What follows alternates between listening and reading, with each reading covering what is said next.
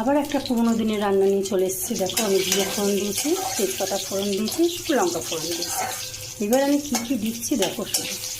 ডাটার তো অনেক তরকারি খেয়েছো, এইটা একবার করে খেয়ে দেখো তো কেমন লাগে তোমাদের। দিয়ে দিলাম টমেটো,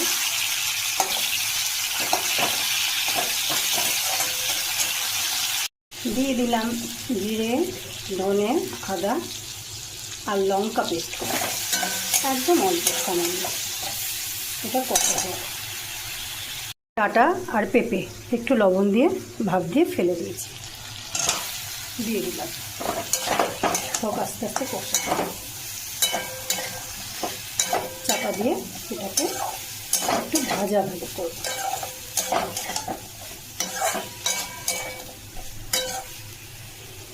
এতটাই সুন্দর লাগে এটা খেতে, অপূর্ব অপূর্ব।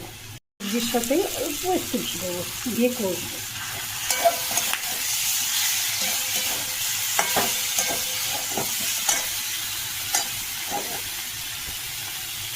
আমি কি দিয়ে দিচ্ছি, মটর ডাল, 150 গ্রামের মতন মটর ডাল আমি সিটি দিয়ে নিয়েছি।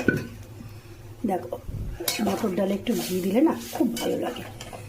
দেখেছো ডালটা কি গোটা গোটা আছে, আর এই ডালটার যে টেস্ট কত সুন্দর হবে, অসাধারণ হবে। একটু মিষ্টি দিয়ে নিয়েছি, টকবক করে ফুটে উঠলেই ব্যাস নামিয়ে নেবো, হয়ে যাবে আমার ডাটা দিয়ে ডাল। দেখো আমার ডালটা হয়ে গেছে সুন্দর। আমি তো পেঁপে ডালটাকে একটু ভাপ দিয়ে নিয়েছিলাম, ওই জন্য আমার গলতে সমস্যা হয়নি, গলে গেছে। আমি এবার ঢাকা দিয়ে এটাকে রেখে দেবো।